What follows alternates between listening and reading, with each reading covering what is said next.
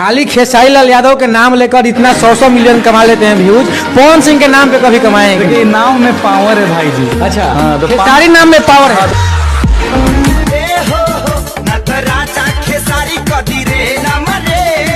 जी हाँ दोस्तों, वाईके में खेसारी लाल यादव के नाम में पावर है भाई। अब हम ये कैसे बोल रहे हैं दिखाते हैं वीडियो में आगे फैक्ट के साथ।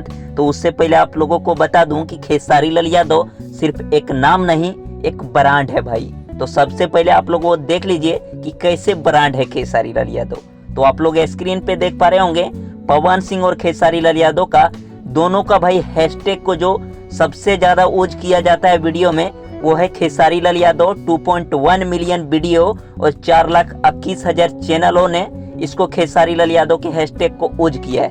वहीं पवन सिंह का मात्र 1.6 मिलियन और 3,62,000 चैनल में पवन सिंह का हैशटैग यूज किया है। तो आप लोग समझ सकते हैं पवन सिंह से लगभग 5-7 साल बाद आए हैं इंडस्ट्री में खेसारी लाल यादव।